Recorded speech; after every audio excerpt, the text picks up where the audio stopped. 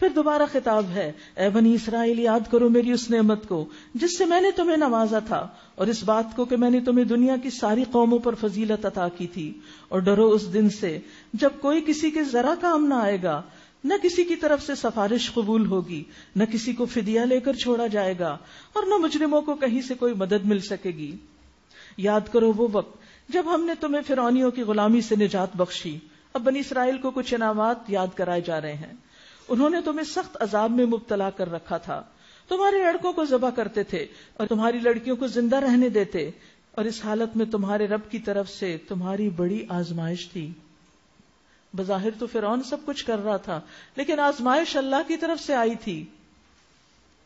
یاد کرو وہ وقت جب ہم نے سمندر پھاڑ کر تمہارے لیے راستہ بنایا، پھر اس میں سے تمہیں بخیریت گزروا دیا، پھر وہیں تمہاری آنکھوں کے سامنے فرعونیوں کو غرقاب کیا۔ یاد کرو جب ہم نے موسیٰ کو 40 شب و روز کی قرارداد پہ بلایا تو اس کے پیچھے تم نے بچڑے کو اپنا معبود بنا لیا۔ اس وقت تم نے بڑی زیادتی کی تھی، مگر اس پر بھی ہم نے تمہیں معاف کر دیا، کیونکہ وہ رحمان الرحیم ہے، غفور الرحیم ہے۔ شاید کہ تم اب شکر گزار بنو۔ جب توبہ قبول ہو جائے نا، یا اس کا احساس ہو جائے، تو انسان کو اللہ کا شکر ادا کرنا چاہیے۔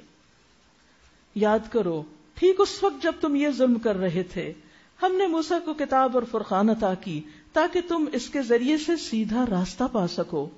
یاد کرو جب موسیٰ علیہ السلام یہ نعمت لیے ہوئے پلٹے تو انہوں نے اپنی قوم سے کہا، لوگو تم نے بچڑے کو معبود بنا کر اپنے اوپر سخت ظلم کیا، لہٰذا تم لوگ اپنے خالق کے حضور توبہ کرو اور اپنی جانوں کو ہلاک کرو، اسی میں تمہارے خالق کے نزدیک تمہاری بہتری ہے۔ اس وقت تمہارے خالق نے تمہاری توبہ قبول کر لی، وہ بڑا معاف کرنے والا اور رحم کرنے والا ہے۔ یاد کرو جب تم نے موسیٰ سے کہا تھا کہ ہم تمہارے کہنے کا ہرگز یقین نہیں کریں گے جب تک اپنی آنکھوں سے علانیہ اللہ کو تم سے بات کرتے ہوئے نہ دیکھ لیں۔ اس وقت تمہارے دیکھتے ہی دیکھتے ایک زبردست بجلی نے تمہیں آ لیا، تم بے جان ہو کر گر چکے تھے، مگر پھر ہم نے تمہیں جلا اٹھایا، شاید کہ اس احسان کے بعد تم شکر گزار بن جاؤ۔ بار بار شکر گزاری کی بات ہو رہی ہے۔ ہم نے تم پر ابر کا سایہ کیا، بادلوں کا سایہ کیا، من و سلوہ کی غذا تمہارے لیے فراہم کی، اور تم سے کہا کہ جو پاک چیزیں ہم نے تمہیں بخشی ہیں انہیں کھاؤ، مگر تمہارے پہلوں نے جو کچھ کیا وہ ہم پر ظلم نہ تھا، لیکن وہ اپنی جانوں پر آپ ہی ظلم کر رہے تھے۔ پھر یاد کرو جب ہم نے کہا تھا کہ یہ بستی جو تمہارے سامنے ہے اس میں داخل ہو جاؤ، اس کی پیداوار جس طرح چاہو مزے سے کھاؤ، مگر بستی کے دروازے میں سجدہ ریز ہوتے ہوئے داخل ہونا اور کہتے جانا، حتتن حتتن، ہم تمہاری خطاؤں سے درگزر کریں گے اور نیکوکاروں کو مزید فضل و کرم سے نوازیں گے۔ اب آپ دیکھیے کہ خوشی ملنے پر ایک مومن کا طرز عمل کیا ہوتا ہے۔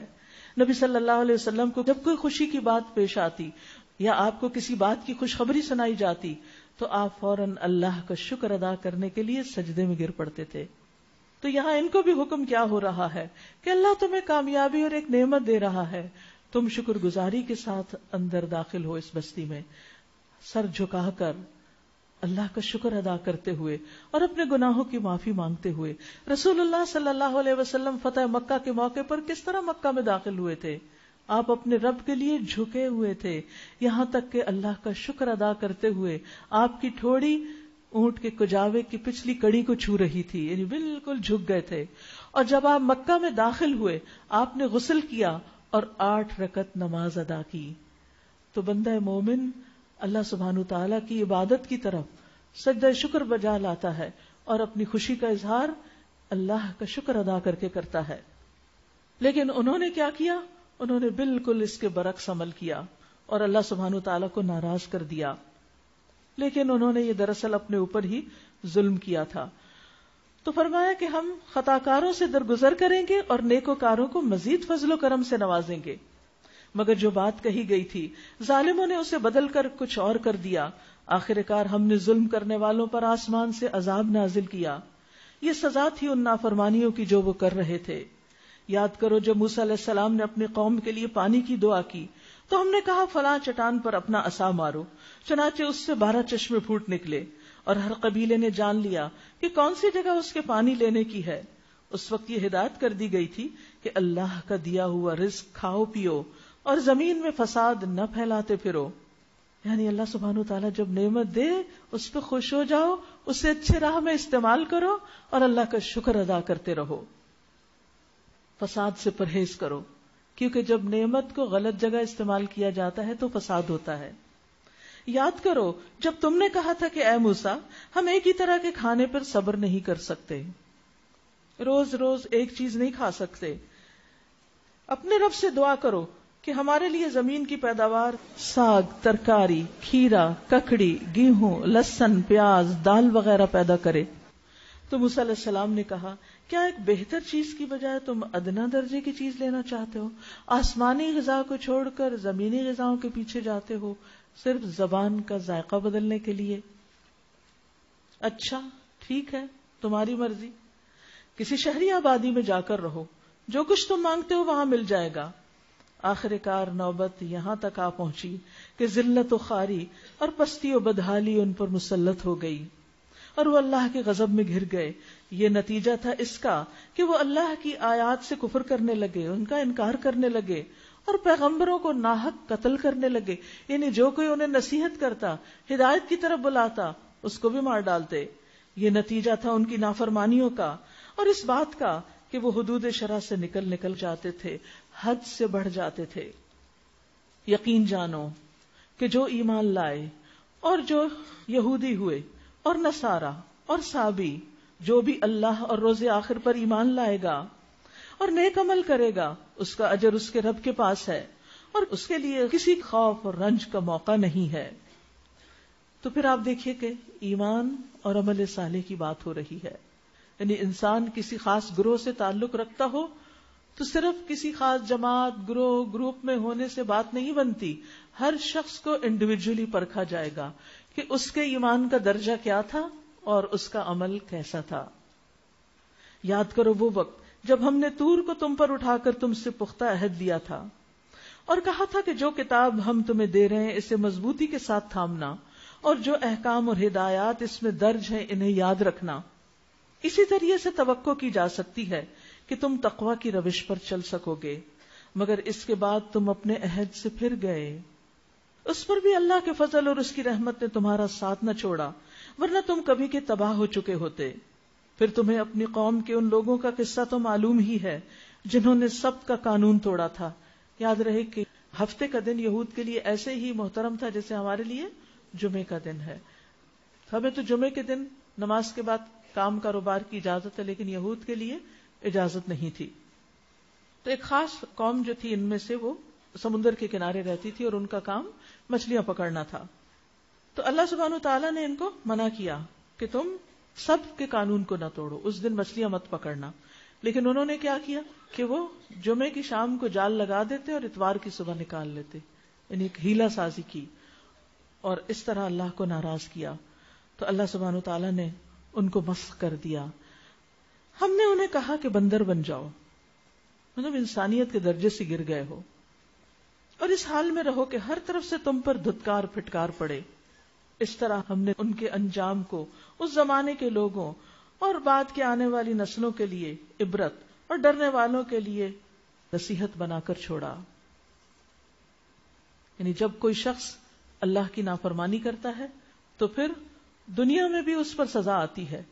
آپ دیکھیے کہ بعض اوقات ہمیں سمجھ نہیں آتی کہ یہ اس وقت جو خاص ہم پر مصیبت مشکل آئی ہوئی ہے کیوں آئی ہے، لیکن اگر انسان تھوڑا سا اپنے حالات پر غور کرے تو اس کو بہت سی چیزیں سمجھ میں آنے بھی لگتی ہیں. اگر اس کے دل کی نگاہیں دیکھ پائیں تو اس کو اپنے گناہ یاد بھی آنے لگتے ہیں اور پھر اس خاص مصیبت، آزمائش اور تکلیف سے نکلنے کا راستہ بھی اس خاص گناہ سے توبہ ہی ہوتا ہے. تو انسان اس وقت یہ دعا کرے کہ یا رب میں اپنے ان گناہوں سے بھی معافی چاہتی ہوں جن کو میں جانتی ہوں اور ان سے بھی توبہ کرتی ہوں جن کو میں بھول چکی ہوں، میں نہیں جانتی، کیونکہ تو کسی پر ظلم نہیں کرتا. آج اگر مجھ پر یہ آزمائش میرے گناہوں کی وجہ سے ہے تو مجھے معاف کر دے، مجھ پر رحمت کر دے اور مجھے اس سے نکال دے. کیونکہ جب بندہ اپنے گناہ کا اعتراف کر لیتا ہے تو اللہ سبحانہ وتعالیٰ اس پر رحمت فرماتا ہے. لیکن اگر وہ اپنے گناہوں پر اکڑتا اور بگڑتا ہے تو اللہ سبحانہ وتعالیٰ دنیا میں بھی اس کو نشانہ عبرت بنا دیتا ہے، جیسے اس قوم کے ساتھ ہوا. پھر وہ واقعہ یاد کرو جب موسیٰ علیہ السلام نے اپنی قوم سے کہا کہ اللہ تمہیں ایک گائے ذبح کرنے کا حکم دیتا ہے. دراصل یہاں بنی اسرائیل کی آزمائش ہوئی تھی. بنی اسرائیل جن لوگوں کے ساتھ رہتے تھے وہ گائے کی پوجا کرتے تھے، تو ان کے دل میں بھی گائے کا بڑا احترام اور محبت پیدا ہو گئی تھی. تو اللہ سبحانہ و تعالی بندوں کو ان کی محبوب چیزوں سے آزماتا ہے. یاد رکھیے کہ بعض اوقات انسان کسی چیز سے بہت محبت کرتا ہے، اللہ تعالیٰ اسی چیز کو اس سے دور لے جاتا ہے، پھر انسان اس کی یاد میں تڑپتا رہتا ہے. یعقوب علیہ السلام کو کس سے محبت تھی؟ یوسف علیہ السلام سے. اللہ تعالیٰ نے ان کو یوسف علیہ السلام ہی کے ذریعے آزما لیا.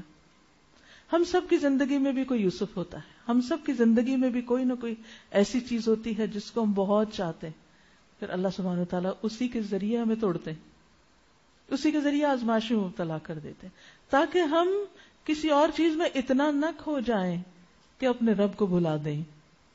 اللہ تعالیٰ جب کسی امتحان میں ڈالتا ہے بندے کو تو کیوں ڈالتا ہے؟ اس لیے تاکہ بندہ اس کی طرف پلٹ آئے، رجوع کر لے. کیونکہ بندہ جب اللہ سے بڑھ کر کسی اور کو چاہنے لگتا ہے تو اللہ کو غیرت آتی ہے کہ سب کچھ تو میں نے اس کو دیا ہے اور یہ مجھ سے زیادہ کسی اور کی طرف متوجہ ہے. لہذا محبوب چیزوں کے ذریعے امتحان ہوتا ہے بندے کا، اور بنی اسرائیل کا بھی یہی امتحان ہوا. تو کیا ہوتا ہے جب موسیٰ علیہ السلام نے انہیں گائے ذبح کرنے کے لیے کہا، کہنے لگے کیا تم ہم سے مذاق کرتے ہو؟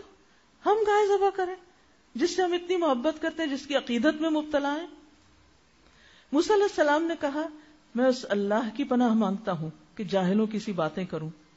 بولے اچھا اپنے رب سے درخواست کرو. خود نہیں دعا کرتے. پیچھے بھی موسیٰ علیہ السلام سے کہا کہ دعا کرو کہ وہ ہمارے لیے کوئی دال چاول نکالے. یہاں بھی پھر کہتے ہیں اپنے رب سے درخواست کرو کہ ہمیں اس گائے کی کچھ تفصیل بتائے. موسیٰ علیہ السلام نے کہا اللہ کا ارشاد ہے کہ وہ ایسی گائے ہونی چاہیے جو نہ بوڑھی ہو نہ بچیا ہو بلکہ اوسط عمر کی ہو، لہذا جو حکم دیا جاتا ہے اس کی تعمیل کرو. پھر کہنے لگے اپنے رب سے یہ پوچھ دو اس کا رنگ کیسا ہو. موسیٰ علیہ السلام نے کہا وہ فرماتا ہے زرد رنگ کی گائے ہونی چاہیے جس کا رنگ ایسا شوخ ہو کہ دیکھنے والوں کا جی خوش ہو جائے.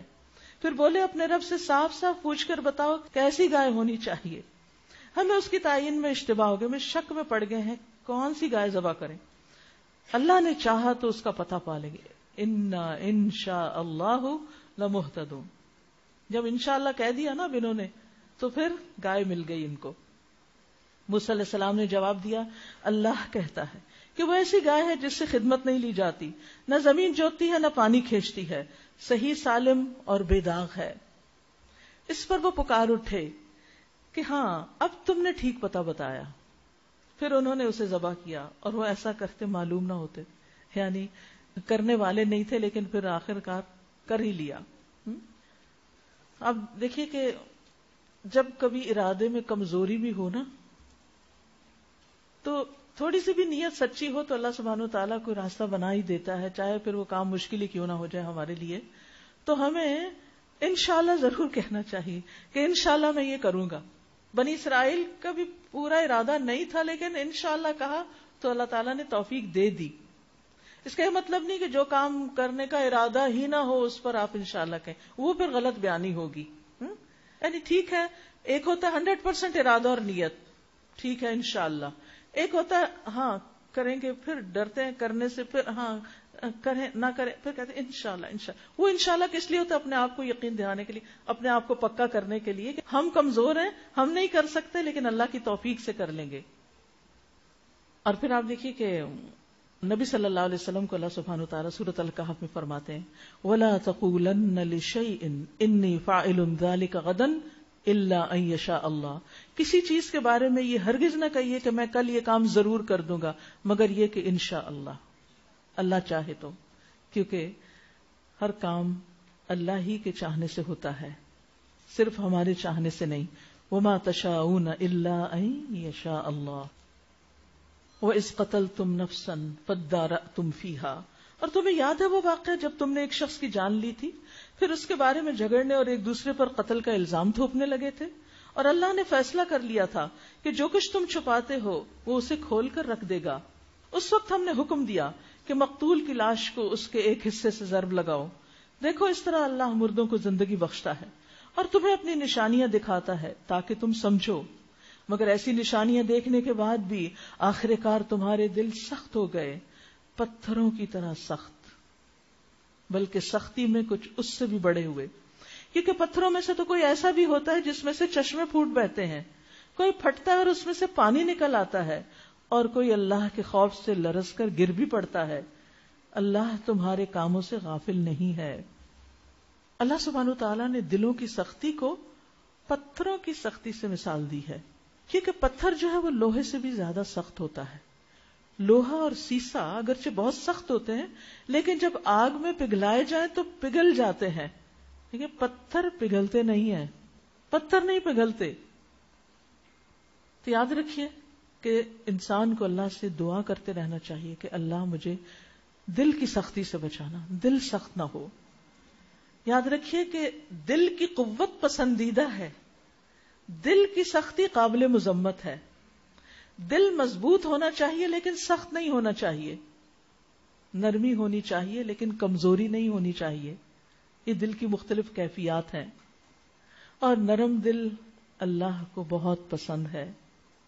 رسول اللہ صلی اللہ علیہ وسلم نے فرمایا، بلا شبہ اہل زمین میں سے اللہ کے کچھ برتن ہیں، اور تمہارے رب کے برتن نیک لوگوں کے دل ہیں، نیک لوگوں کے دل، اور اسے ان میں سے سب سے زیادہ پسندیدہ وہ ہیں جو نرمی اور شفقت کرنے والے ہیں۔ سبحان اللہ، ہم سب کو نرمی کی ضرورت ہے، بات میں، کام میں، معاملے میں، رویوں میں، چلنے میں، مختلف ایکشنز میں نرمی اللہ کو محبوب ہے۔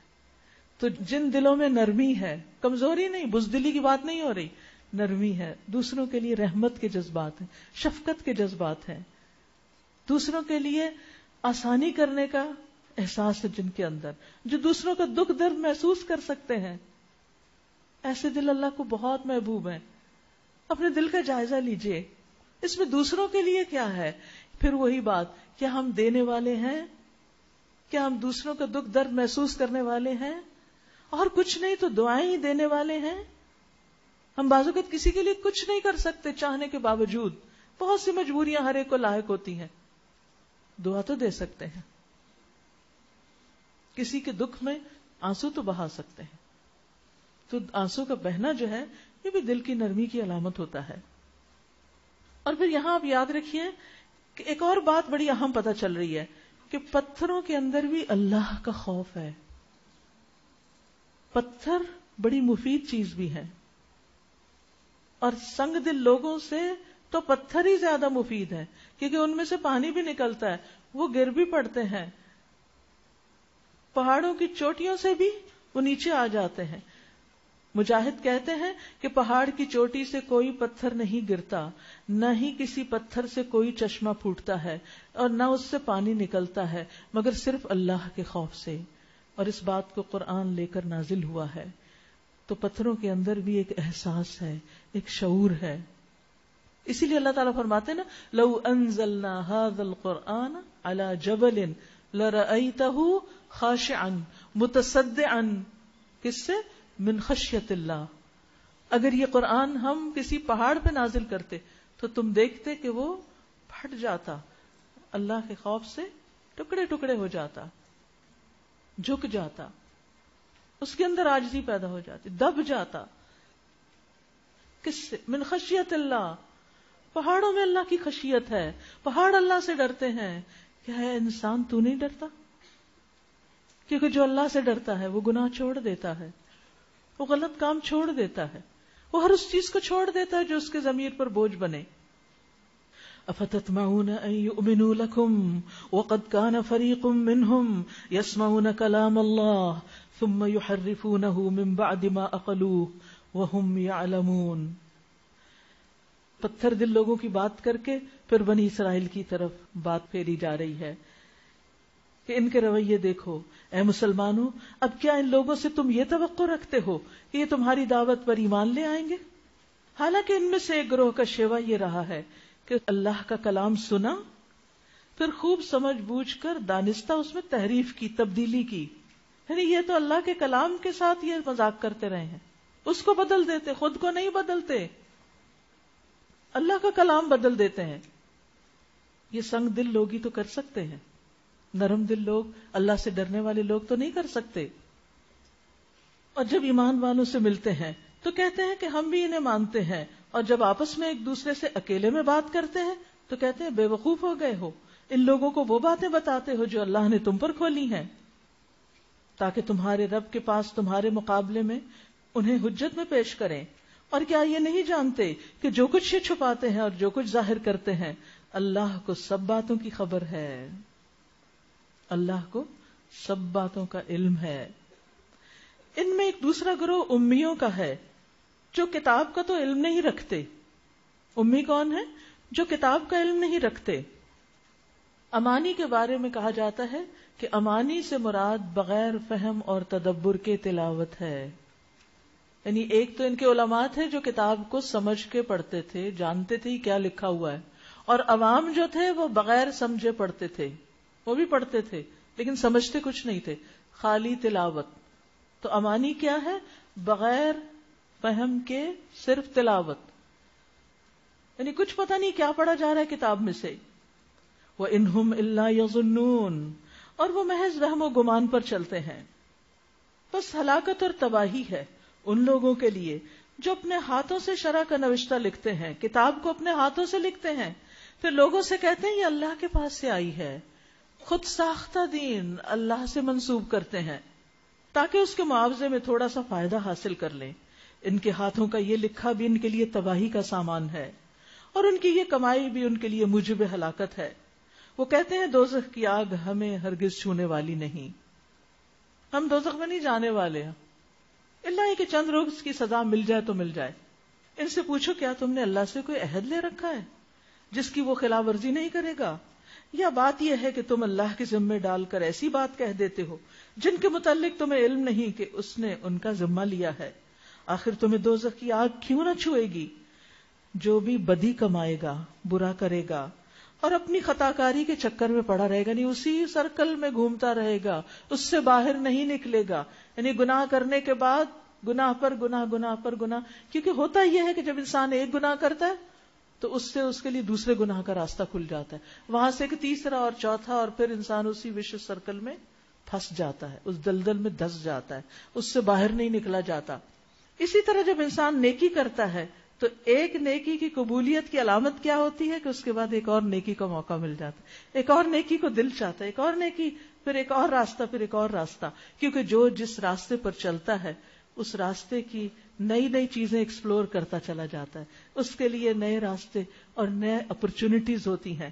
لیکن جو شخص آگے نہیں بڑھتا پھر وہ وہیں پر اسی سرکل میں گھومتا رہتا ہے، اور جو اسی حال میں پھر مر جائے فَأُولَئِكَ أَصْحَابُ النَّارِ هُمْ فِيهَا خَالِدُونَ، یہی لوگ آگ کے ساتھی ہیں، یعنی ہمیشہ آگ میں رہیں گے. جیسے دوست ہوتے ہیں نا، ساتھ ہی ساتھ رہتے ہیں ہمیشہ، ایسے ہی آگ کے ساتھ ہی رہیں گے ہمیشہ. اصحاب صاحب کی جمع، صاحب ہوتا ساتھ رہنے والا، یعنی اس سے باہر نہیں نکل سکیں گے. ہم فیہا خالدون. والذین آمنوا وعملوا الصالحات، پھر ایمان اور عمل صالح کی بات ہے، اور وہ لوگ جو ایمان لائے اور انہوں نے نیک عمل کیے، اولئک اصحاب الجنہ، یہ جنت کے ساتھی ہیں. جنت اور یہ ساتھ ساتھ ہوں گے، یہ جنت سے کبھی نکالے نہیں جائیں گے. ہم فیہا خالدون، یہ بھی اس میں ہمیشہ ہمیشہ رہیں گے. پھر اللہ سبحانہ وتعالیٰ بنی اسرائیل سے لیے گئے عہد کا ذکر کرتے ہیں. وَإِذْ أَخَذْنَا مِيثَاقَ بَنِي إِسْرَائِيلَ لَا تَعْبُدُونَ إِلَّا اللَّهَ، یاد کرو اسرائیل کی اولاد سے ہم نے پکا وعدہ لیا تھا کہ اللہ کے سوا کسی کی عبادت نہ کرنا، ماں باپ کے ساتھ، رشتہ داروں کے ساتھ، یتیم اور مسکینوں کے ساتھ نیک سلوک کرنا، لوگوں سے بھلی بات کہنا. قولوا للناس حسنا، بات کرو تو اچھی کرو. لیکن ہم سب زبان سے پھسل جاتے ہیں، کتنی بھی کوشش کے باوجود زبان کی پھسلن سے بچ نہیں پاتے. اور جب ایسا ہو تو پھر اللہ کو یاد کریں، واپس پلٹیں، اس پہ اڑ نہیں جائیں. لوگوں سے بھلی بات کرنا، اس کو بھی اپنا موٹو بنا لیں کہ جس سے بھی بات کرنی ہے اچھی ہی کرنی، اور اچھی بات سچی بات بھی ہوتی ہے اور اس کے کہنے کا سٹائل بھی اچھا ہوتا ہے. نماز قائم کرنا، اب آپ دیکھیے نماز سے پہلے اچھی بات کا ذکر ہے، کیونکہ اگر ہم لوگوں سے اچھی بات کریں نا، نماز میں بڑا دل لگتا ہے. اور اگر لوگوں کے ساتھ لڑ جھگڑ کے آ رہے ہیں تو پھر نماز نہیں ہوتی، نماز میں وہی لڑائی جھگڑا ذہن میں رہتا ہے. اور زکوٰۃ دینا، مگر تھوڑے آدمیوں کے سوا تم سب صحت سے پھر گئے اور اب تک پھرے ہوئے ہو. پھر ذرا یاد کرو، ہم نے تم سے مضبوط عہد لیا تھا کہ آپس میں ایک دوسرے کا خون نہیں بہانا، نہ ایک دوسرے کو گھر سے بے گھر کرنا. تم نے اس کا اقرار کیا، تم خود اس پر گواہ ہو، مگر آج وہی تم ہو کہ اپنے بھائی بندوں کو قتل بھی کرتے ہو، اپنی برادری کے کچھ لوگوں کو گھروں سے نکال دیتے ہو، ظلم اور زیادتی کے ساتھ ان کے خلاف جتھے بندیاں کرتے ہو، اور جب وہ لڑائی میں پکڑے ہوئے تمہارے پاس آتے ہیں تو ان کی رہائی کے لیے فدیے کا لین دین کرتے ہو. پھر وہ تمہیں اپنی قوم یاد آ جاتی ہے، حالانکہ انہیں ان کے گھروں سے نکالنا ہی سرے سے تم پر حرام تھا. کیا تم کتاب کے ایک حصے پر ایمان لاتے اور دوسرے کا کفر کرتے ہو؟ پھر جو تم میں سے ایسا کریں ان کی سزا اس کے سوا اور کیا ہے کہ دنیا کی زندگی میں ذلیل و خوار ہو کر رہیں. یعنی اللہ کی کتاب کے کچھ حصوں کو ماننا اور کچھ کو نہ ماننا، کچھ کو نہ ماننا. ایک تو یہ کہ ذہنی طور پر نہ ماننا، ایک یہ کہ عمل کے لیے اس کا اعتبار نہ کرنا، اس پر عمل نہ کرنا. تو جب انسان یہ دو رنگی زندگی بسر کرتا ہے نا تو اس کے نتیجے میں کیا آتا ہے؟ دنیا کی رسوائی، اور پھر آخرت میں شدید ترین عذاب کی طرف پھیر دیے جائیں گے. اللہ ان حرکات سے بے خبر نہیں جو تم کر رہے ہو. یہ وہ لوگ ہیں جنہوں نے آخرت بیچ کر دنیا کی زندگی خرید لی ہے. آخرت بیچ کر دنیا کی زندگی خرید لی ہے. نہ ان کی سزا میں کوئی تخفیف ہوگی اور نہ انہیں کوئی مدد پہنچ سکے گی. وَلَقَدْ آتَيْنَا مُوسَى الْكِتَابَ وَقَفَّيْنَا مِن بَعْدِهِ بِالرُّسُلِ. ہم نے موسیٰ علیہ السلام کو کتاب دی، اس کے بعد پے در پے رسول بھیجے. آخر کار عیسیٰ ابن مریم کو روشن نشانیاں دے کر بھیجا اور روح پاک سے اس کی مدد کی، یعنی جبریل امین سے. وہ جب پنگوڑے میں تھے تو وہ گفتگو کر رہے تھے اور بعد میں بھی. پھر یہ تمہارا کیا ڈھنگ ہے کہ جب بھی کوئی رسول تمہاری خواہشات نفس کے خلاف کوئی چیز لے کر تمہارے پاس آیا تو تم نے اس کے مقابلے میں سرکشی کی، کسی کو جھٹلایا، کسی کو قتل کر دیا. یہاں سے ایک اور بڑی اہم بات پتہ چلتی ہے کہ انسان کی اپنی خواہشات، اس کے نفس کی خواہشات اسے اللہ کے راستے سے روک دیتی ہیں. دو چیزیں اگر انسان کے اندر ہوں تو وہ ہدایت کے راستے پر صراط مستقیم پر چل نہیں پاتا. ایک ہے شبہات اور ایک ہے شہوات. شبہات شک، ڈاؤٹ، پورا یقین نہیں، پوری طرح کنونس نہیں. اور دوسرے شہوات، خواہشات کی پیروی. منافقت بھی کس سے جنم لیتی ہے؟ خواہشات کی پیروی سے، دنیا کی محبت سے. اور یہاں بھی خواہشات کی پیروی. اصل میں یہاں خواہش کے لیے لفظ تہوا استعمال ہوا ہے. ہوا کا لفظی معنی ہوتا ہے گرنا، اوپر سے نیچے گرنا. تو ہوا یعنی خواہش نفس انسان کو گرا دیتی ہے. دنیا میں بھی بعض اوقات انسان ذلت کا سامنا کرتا ہے اور وہ جہنم میں گرانے والی بھی ہے. اللہ تعالیٰ فرماتے ہیں وَمَنْ أَضَلُّ مِمَّنِ اتَّبَعَ هَوَاهُ بِغَيْرِ هُدًى مِّنَ اللَّهِ. اس سے زیادہ گمراہ کون ہو سکتا ہے جو اللہ کی ہدایت کو چھوڑ کر محض اپنی خواہش کے پیچھے لگا ہوا ہو. یعنی اللہ کی ہدایت، اللہ کی تعلیم، اللہ کا حکم اس کو پیچھے پھینک دے اور وہی کرے جو اس کا دل چاہتا ہے. جیسے ہم کہتے ہیں نا جیسے چاہو جیو، تو مومن تو یہ نہیں کہہ سکتا جیسے چاہو جیو، وہ تو اللہ کی چاہت کے مطابق جیتا ہے. اللہ سبحانہ وتعالیٰ نے داؤد علیہ السلام کو فرمایا تھا وَلَا تَتَّبِعِ الْهَوَى فَيُضِلَّكَ عَن سَبِيلِ اللَّهِ. اور خواہش نفس کی پیروی نہ کرنا ورنہ یہ بات تمہیں اللہ کی راہ سے بہکا دے گی. رسول اللہ صلی اللہ علیہ وسلم نے فرمایا مجھے اپنی امت کے بارے میں صرف 3 چیزوں کا ڈر ہے: بخیلی جس کی اطاعت کی جائے گی یعنی دل کی تنگی، خواہش نفس جس کی پیروی کی جائے گی، اور گمراہ امام، برے لیڈرز جو لوگوں کو مس لیڈ کریں گے اور لوگ ان کے پیچھے چل کر جا بھٹکیں گے. فَفَرِيقًا كَذَّبْتُمْ وَفَرِيقًا تَقْتُلُونَ. ایک گروہ کو تم نے جھٹلا دیا اور ایک کو تم نے قتل کیا. وَقَالُوا قُلُوبُنَا غُلْفٌ. وہ کہتے ہیں ہمارے دل محفوظ ہیں. نہیں، اصل بات یہ ہے کہ ان کے کفر کی وجہ سے ان پر اللہ کی پھٹکار پڑی ہے، اس لیے وہ کم ہی ایمان لاتے ہیں. اور اب جو ایک کتاب اللہ کی طرف سے ان کے پاس آئی ہے اس کے ساتھ ان کا برتاؤ کیا ہے؟ باوجود اس کے کہ وہ اس کتاب کی تصدیق کرتی ہے جو ان کے پاس پہلے سے موجود تھی.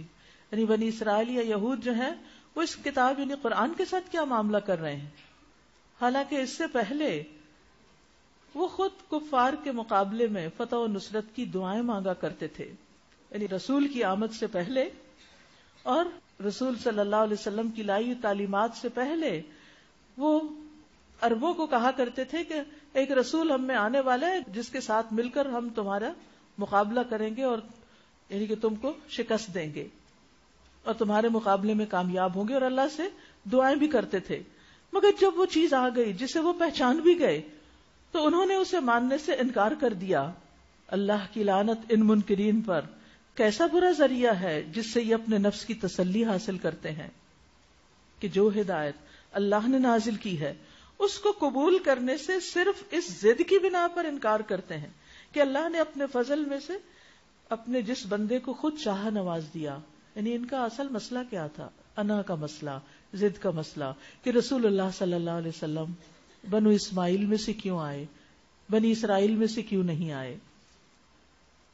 لہذا اب یہ غضب بالائے غضب کے مستحق ہو گئے ہیں، اور ایسے کافروں کے لیے سخت ذلت آمیز سزا مقرر ہے جب ان سے کہا جاتا ہے کہ جو کچھ اللہ نے نازل کیا ہے اس پر ایمان لاؤ، تو وہ کہتے ہیں ہم تو صرف اس چیز پر ایمان لاتے ہیں جو ہمارے ہاں یعنی نسل اسرائیل میں اتری ہے. اس دائرے کے باہر جو کچھ آیا ہے اسے ماننے سے وہ انکار کرتے ہیں، حالانکہ وہ حق ہے اور اس تعلیم کی تصدیق اور تائید کر رہا ہے جو ان کے ہاں پہلے سے موجود تھی. اچھا ان سے کہو اگر تم اس تعلیم ہی پر ایمان رکھنے والے ہو جو تمہارے ہاں آئی تھی تو اس سے پہلے اللہ کے ان پیغمبروں کو یعنی جو بنی اسرائیل میں آئے تھے کیوں قتل کرتے رہے. وَلَقَدْ جَاءَكُمْ مُوسَىٰ بِالْبَيِّنَاتِ، تمہارے پاس موسیٰ علیہ السلام کیسی کیسی روشن نشانیوں کے ساتھ آئے، پھر بھی تم ایسے ظالم تھے کہ اس کے پیٹ موڑتے ہی بچڑے کو معبود بنا بیٹھے. پھر ذرا اس میثاق کو یاد کرو جو طور کو تمہارے اوپر اٹھا کر ہم نے تم سے لیا تھا. ہم نے تاکید کی تھی کہ جو ہدایات ہم دے رہے ہیں ان کی سختی کے ساتھ پابندی کرو اور کان لگا کر سنو. تمہارے اسلاف نے کہا ہم نے سن لیا مگر مانیں گے نہیں، یعنی کتاب پر عمل نہیں ہو سکتا. آج بھی ہم لوگ کبھی کہتے ہیں اور کبھی سوچتے ہیں آج کے دور میں 1400 سال پہلے کی کتاب پر عمل کرنا بڑا مشکل ہے. نہیں، اللہ کو پتا تھا کہ 14 نہیں معلوم نہیں کتنی اور صدیاں آئیں گی اور اس میں انسانوں کی کیا ضرورت ہوگی. اللہ نے ایک ایسی کتاب بھیجی جس میں ہر دور کے انسان کے لیے رہنمائی ہے. تو کبھی دل میں یہ خیال نہ لایا کریں کہ میں نہیں مانوں گی. یہ ضرور ہے کہ ہمارے لیے سب کچھ ماننا فوری طور پر بعض اوقات آسان نہیں ہوتا، لیکن ہم نیت تو کر سکتے ہیں نا. یہ نہیں کرنا چاہیے کہ نہیں یہ ہو نہیں سکتا، دس از امپاسبل، آج کے دور میں یہ نہیں ہو سکتا. سب کچھ ہو سکتا ہے اگر ہم اس کا ارادہ کر لیں. اور ان کی باطل پرستی کا یہ حال تھا کہ دلوں میں ان کے بچڑا ہی بسا ہوا تھا. انسان اللہ کی بات کب نہیں مانتا؟ جب اس کے اندر کسی اور چیز کی محبت جڑ پکڑے ہوئے ہوتی ہے. کہیے اگر تم مومن ہو تو یہ عجیب ایمان ہے جو ایسی بری حرکات کا تمہیں حکم دیتا ہے. یعنی تم کہتے ہو ہم مومن ہیں، ہم ایمان والے ہیں، اور اس کے بعد بات بھی نہیں مانتے. یہ کیسا ایمان ہے؟ یہ کیسا اعتماد ہے؟ ان سے کہو اگر واقعی اللہ کے نزدیک آخرت کا گھر تمام انسانوں کو چھوڑ کر صرف تمہارے ہی لیے مخصوص ہے تب تو تمہیں چاہیے کہ موت کی تمنا کرو. کیونکہ یہ کہتے تھے کہ ہم تو سیدھے جنت میں جائیں گے کیونکہ اسرائیل کی اولاد ہیں، جنت ہمارے لیے، جسے آج کل ہم مسلمانوں کا یہ خیال ہے ہم کچھ بھی کر لیں چونکہ لا الہ الا اللہ پڑھا تو اس لیے جنت ہمارے لیے تیار ہے. اللہ کرے کہ ایسا ہی ہو، لیکن بات یہ کہ اللہ تعالیٰ فرماتے ہیں اگر واقعی جنت تمہارے لیے ہے تو موت کی تمنا کرو. اگر تم اپنے اس خیال میں سچے ہو یقین جانو یہ کبھی اس کی تمنا نہ کریں گے، اس لیے کہ اپنے ہاتھوں جو کچھ کما کر انہوں نے وہاں بھیجا ہے اس کا تقاضا یہی ہے کہ یہ وہاں جانے کی تمنا نہ کریں. اللہ ان ظالموں کے حال سے خوب واقف ہے. تم انہیں سب سے بڑھ کر جینے کا حریص پاؤ گے، حتیٰ کہ یہ اس معاملے میں مشرکین سے بھی بڑے ہوئے ہیں. ان میں سے ایک ایک شخص یہ چاہتا ہے کہ کسی طرح 1000 برس جیے، حالانکہ لمبی عمر بہرحال اسے عذاب سے تو دور نہیں پھینک سکتی. جیسے کچھ اعمال یہ کر رہے ہیں اللہ تو انہیں دیکھ ہی رہا ہے، اللہ انہیں دیکھ رہا ہے. آپ سوچ رہے ہوں گے اللہ سبحانہ و تعالیٰ بنی اسرائیل کی اتنی باتیں کیوں کر رہے ہیں؟ اب یہ تو ایک تاریخ تھی، گزر گئی، ہو چکی، ایک قوم تھی، اس وقت کے لوگ تھے، جو ماضی کے جو لوگ تھے جنہوں نے یہ سب کچھ کیا، ان کی باتیں کی جا رہی ہیں، ہمیں کیوں سنائی جا رہی ہیں؟ تاکہ اس آئینے میں ہم اپنے آپ کو دیکھیں کہ کہیں ہمارے اندر تو ایسی کوئی چیز نہیں آ گئی، کہیں ہمارا رویہ بھی تو بنی اسرائیل کی طرح نہیں ہو گیا. قل من كان عدوا لجبريل فإنه نزله على قلبك بإذن الله مصدقا لما بين يديه وهدى وبشرى للمؤمنين. ان سے کہیے جو کوئی جبریل سے عداوت رکھتا ہے، دشمنی رکھتا ہے، اسے معلوم ہونا چاہیے کہ جبریل نے اللہ ہی کے اذن سے یہ قرآن تمہارے دل پہ نازل کیا ہے، جو پہلے آئی ہوئی کتابوں کی تصدیق و تائید کرتا ہے اور ایمان لانے والوں کے لیے ہدایت اور کامیابی کی بشارت بن کر آیا ہے. جب انہوں نے پوچھا نا کہ محمد صلی اللہ علیہ وسلم پر وحی کون لاتا ہے، بتایا گیا کہ جبریل. تو کہنے لگے پھر تو ہم بالکل بھی کچھ نہیں مانیں گے، اس لیے کہ جبریل سے ہماری دشمنی، کیونکہ اس نے ہمارے پچھلی جو اسلاف تھے ان کو سزا وغیرہ دی، یعنی کہ عذاب لے کر آئے. لیکن بات یہ ہے کہ فرشتے تو جو کچھ بھی کرتے ہیں وہ اللہ کے اذن سے کرتے ہیں، ان کا اپنا تو کچھ بھی عمل دخل نہیں ہوتا کہ وہ اپنی مرضی سے جو چاہیں کر لیں. ایک دفعہ نبی صلی اللہ علیہ وسلم نے اس خواہش کا اظہار کیا کہ جبریل جلدی جلدی آیا کریں، تو انہوں نے کیا کہا کہ ہم اپنی مرضی سے نہیں آ سکتے، یعنی اللہ کے بھیجنے سے ہی آتے ہیں. اور پھر یہاں پر یہ بات کہی جا رہی ہے کہ جو کوئی جبریل کا دشمن ہے تو وہ یاد رکھے کہ جبریل نے اللہ کے اذن سے قرآن نازل کیا ہے. اور پھر من کان عدوا للہ وملائکتہ ورسلہ وجبریل ومیکال فإن اللہ عدو للکافرین. ان سے کہہ دیجئے جو اللہ اور اس کے فرشتوں اور اس کے رسولوں اور جبریل اور میکائیل کے دشمن ہیں، اللہ ان کافروں کا دشمن ہے. اللہ کے دوست سے دشمنی کی سزا یہی ہے. جو اللہ کے کسی دوست سے دشمنی رکھتا ہے اللہ سبحانہ وتعالی اس سے دشمنی رکھتا ہے. جو اللہ سے دشمنی کرتا ہے اللہ اس کا دشمن بن جاتا ہے، اور جس کا دشمن اللہ بن جائے اس کے لیے پھر دنیا اور آخرت میں خسارہ ہے. ابو ہریرہ کہتے ہیں رسول اللہ صلی اللہ علیہ وسلم نے فرمایا، اللہ تعالیٰ فرماتا ہے جس نے میرے دوست سے دشمنی کی تو میں اس سے اعلان جنگ کرتا ہوں. تو یاد رکھیے کسی کے بھی خلاف بغض اور نفرت اور حسد اور دشمنی اور برے جذبات رکھنے سے پہلے سوچنا چاہیے کہ کہیں ایسا نہ ہو کہ وہ شخص اللہ کا محبوب ہو اور ہم اس سے نفرت کر رہے ہیں اور ہم اس کی دشمنی مول لے رہے ہیں. ایسا نہ ہو کہ اس کا وبال ہم پر آ پڑے. اول تو یہ کہ انسان دوسروں کی غلطیوں کو معاف کرے، کسی سے بغض نہ رکھے، لیکن اللہ کی خاطر بغض کی اجازت بھی ہے. ہاں وہ جو اللہ کی صریح نافرمانی کرے تو اس کے برے عمل سے نفرت کی جا سکتی ہے، کیونکہ وہ دوسروں کے لیے بھی ایک برا نمونہ بن جاتا ہے. لیکن جو شخص اللہ سے دوستی رکھتا ہے، اللہ کی محبت رکھتا ہے، اس سے نفرت نہ کریں، کہیں ایسا نہ ہو کہ اللہ کی ناراضگی مول لیں.